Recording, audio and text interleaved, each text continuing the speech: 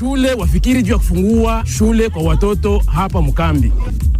Waziri wa mambo ya nje nchini Iran amesema vikosi vya usalama sasa vimedhibiti maandamano dhidi ya serikali. Viwanjani, Michael Carrick katika nafasi nzuri kuwa kocha wa muda Manchester United.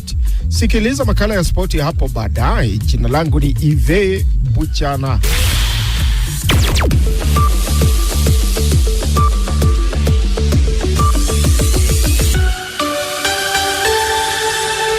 Lakini kwanza ni taarifa za habari na Isabela Mwagodi. Kamishna mkuu wa Umoja wa Mataifa wa shirika la wakimbizi la UNHCR anasema yuko tayari kuanzisha mageuzi kufuatia masuala kuhusu ufanisi wa shirika hilo hasa kutoka Marekani. Mkuu huyo mpya Barham Asali, ambaye alichukua madaraka mapema mwezi Januari mwaka huu, aliambia BBC UNHCR itachukua hatua za kuleta mabadiliko, ikiwa ni pamoja na kupunguza utegemezi wa muda mrefu kwa kambi za wakimbizi na misaada ya kibinadamu.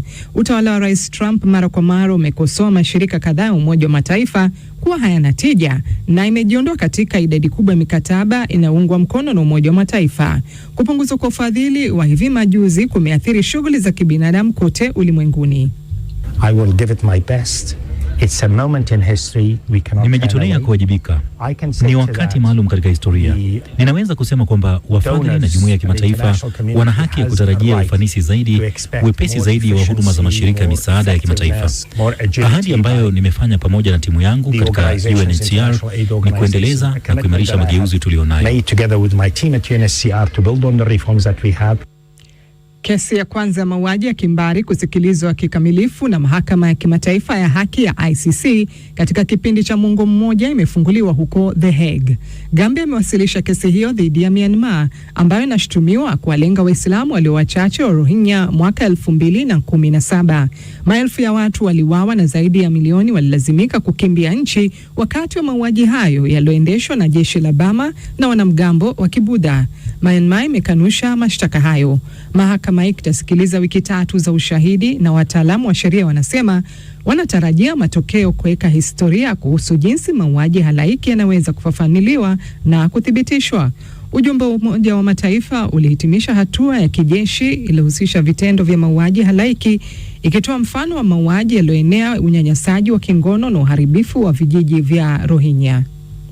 Unaendelea kusikiliza taarifa za habari kutoka idhaa ya Kiswahili ya BBC. Mwenyekiti wa Benki Kuu ya Marekani Jerome Powell anasema atasalia mamlakani licha uchunguzi wa uhalifu kuanzishwa na idara ya haki dhidi yake. Bwana Powell alisema tishio la kushtakiwa kwa kutoa shahidi kwa Congress kuhusu mradi wa ukarabati wa jengo ni kisingizio kinacholenga kuweka shinikizo kwa Benki Kuu ya Marekani kupunguza viwango vya riba. Alisema ataendelea kufanya kazi ambayo Seneti ilimuidhinisha kufanya. Rais Trump alisema hafahamu uchunguzi huo, lakini akaongeza kuwa hafikiri Bwana Powell alikuwa akifanya kazi nzuri. Waziri wa mambo ya nje ya Iran Abbas Araghchi amesema vikosi vya usalama sasa vimedhibiti maandamano dhidi ya serikali. Tofauti na siku 3 za awali za maandamano, siku ya Jumatatu ni wafuasi wanaounga mkono mamlaka walioingia mtaani. Matangazo ya runinga ya serikali yamekuwa yakijaribu kuonyesha hali ya maisha kurudi kwa kawaida. Kuendelea kubinywa kwa mtandao wa internet kunafanya habari kuwa ngumu kuthibitisha, lakini takriban watu 1000 wanaaminika kuuawa wakati wa maandamano yalipokomeshwa. Rais Trump ametishia kuchukua hatua za kijeshi kuwatetea wale walioingia mitaani, akionya kwamba alikuwa akijadili hatua kali anazoweza kuchukua.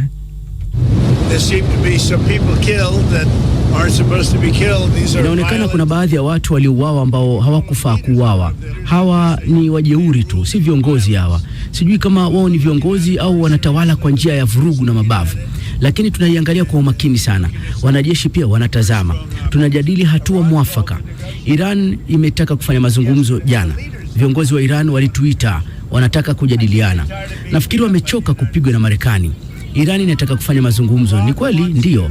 Tunaweza kukutana nao, lakini huenda tukalazimika kuchukua hatua kwa sababu ya yale yanayotokea kabla mkutano. But we may have to act because of what's happening before the meeting. Na ripoti kutoka Mali zinasema kuwa watu wanaoshukiwa kuwa wapiganaji wa kijihadi wamevamia viwanda na kuwateka nyara wafanyakazi magharibi mwa nchi hiyo. Vyanzo vya habari vya ndani vinasema vikundi viwili vya wanamgambo waliofika kwa pikipiki walichoma moto vifaa vya kutengeneza saruji na chokaa. Maeneo mengine ya viwanda katika eneo hilo hilo la Kayes yalishambuliwa mwezi Julai. Kundi lenye uhusiano na Al-Qaeda Septemba iliyopita ilitangaza kizuizi cha uigizaji wa mafuta nchini Mali na kushambulia misafara ya magari na kusababisha uhaba mkubwa wa mafuta. Hii ni BBC. Shukrani Sabela Mwagodi kwa taarifa ya habari za dunia.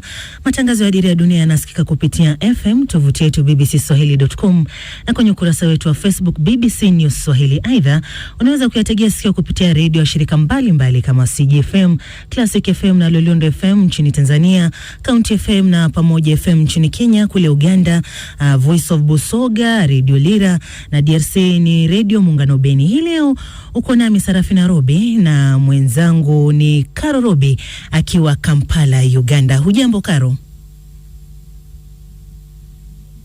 Sijambo sana Sarafina, habari za Nairobi? Salama, nashukuru. Wazima hapo Kampala?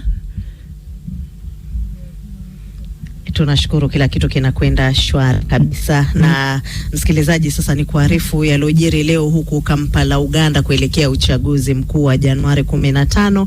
Mgombea urais wa chama kikuu cha upinzani nchini Uganda, Robert Chagulanyi almaarufu kama Bobi Wine, amewataka wafuasi wake kuungana na kumsaidia kuchukua uongozi wa nchi hiyo.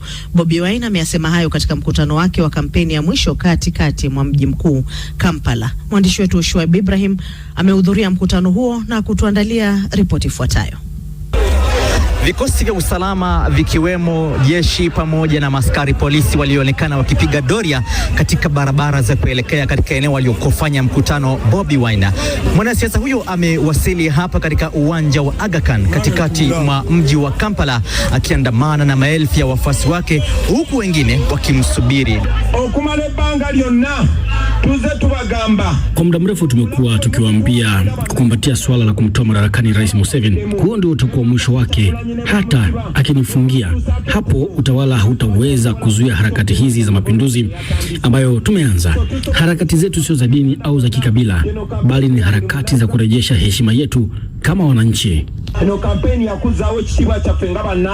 Na katika ujumbe wake vile vile amewataka kujitokeza kwa wingi kumpigia kura siku ya Alhamisa. Huu ni mojawapo ya mikutano ya mwisho ya mwanasiasa huyo, kwa sababu kulingana na sheria za tume ya uchaguzi, wanasiasa wote ambao wanawania kiti cha urais pamoja na ubunge wanatarajiwa kukamilisha mikutano yao ya kampeni saa 12 jioni. Mwenyekiti wa tume ya uchaguzi amesema shughuli zingine za kampeni zinaweza kuendelea kesho baada ya saa 12 jioni hadi saa 6 usiku, lakini kufanya mikutano ya kampeni ili kunadi sera bila shaka vinatakiwa kisheria kufika ukingoni kesho saa 12 jioni. Ni ripoti yake Shuaib Ibrahim hapo. Kama ulivyosikia msikilizaji, ni kipindi cha lala salama kwa wagombea uchaguzi wa Uganda, kampeni zikitarajiwa kukamilika rasmi hapo kesho Jumanne. Na sasa hapa studio za Kampala tunaungana moja kwa moja na mwandishi wetu Samia Wami, ambaye pia naye amekuwa akizunguka katika baadhi ya maeneo ya jiji la Kampala kufuatilia kampeni. Shughuli zimekwendaje za kampeni leo, umezionaje? Shughuli kwa kweli zilikuwa zimepamba moto kweli kweli, kama ambavyo nasema ni kampeni za lala salama hizi. Nimetoka huko kwenye kampeni ya Bobi Wine na kwa kweli kufika tu hapo eneo lenyewe ni kazi. Maana yake magari, bodaboda, watu ni wengi kiasi kwamba kusogea hatua 50 inaweza kukuchukua hata nusu saa. Kwa hivyo ni lala salama kweli kweli, unaona. Naam, kama tulivyosikia kwenye ripoti ya Shuaib Ibrahim hapo, leo Bobi Wine, Robert Chagulanyi mgombea wa chama cha NUP alikuwa hapa katikati mwa jiji la Kampala, na inasemekana kwamba kampeni zake zilikuwa zimejaa hamasa kubwa hasa kutoka kwa vijana. Lakini Rais Museveni yeye naye leo alikuwa wapi na amesema nini? Museveni leo alikuwa nyumbani kwenye ngome yake huko magharibi mwa Uganda, eneo linaitwa Kasese, na kama ambavyo nimesema wanamalizia, kwa hiyo wanajaribu kurudi maeneo ambayo kwa kweli wana uhakika kwa namna moja au nyingine. Naam, na amekuwa akizungumza mengi, lakini sana tumemsikia kwa mfano hata kuanzia jana na leo hii mambo makubwa ambayo naona amekuwa akirudia sana. Kwanza ni kuhusiana na vijana. Leo niliona video moja anazungumza Museveni kama anawananga kidogo vijana kwamba wanashughulika na mambo mengine. Akasema nyinyi vijana mko busy sana na masuala ya vibe. Badala wakati anasema alipokuwa na umri wa miaka 22 23 yeye alikuwa anashughulika zaidi na kuikomboa Uganda, kuikomboa Afrika. Kwa hiyo ni kusisitiza watu wafanye kazi, lakini leo nimeona pia amesisitiza kuhusiana na kwamba NRM kwa miaka 40 ambayo imekuwepo madarakani, wamesema wamesisitiza sana kuhusu watu kujikwamua kutoka katika umaskini. Amesema wameshazungumza mbinu nyingi sana, watu wakizifuata hizo watakwamuka kutoka kwenye umaskini. Kwa hiyo anasema wasisubiri tu NRM iwaletee kila kitu, lakini wapambane na watumie mbinu ambazo yeye anasema wakitumia mambo yatakuwa mazuri. Hao vijana ambao wanapenda vibe. Vijana kwa wazee. Naam, Sami, pengine unafahamu lolote kuhusu kampeni za wagombea wengine wa urais, kwani kinyang'anyiro cha urais Uganda mwaka huu 2026 kimewavutia wagombea 8 kwa jumla? Naam. Ni kweli, bahati mbaya taarifa zao zimekuwa ngumu sana kuzipata.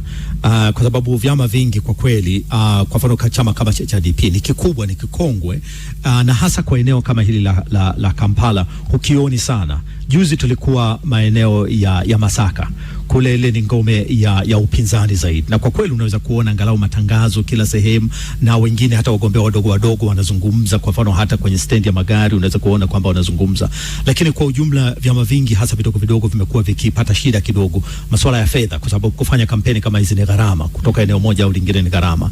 Lakini pamekuwepo na migawanyiko mingi sana ndani ya vyama tunaambiwa, na wengine hata wameamua kuunga mkono chama tawala.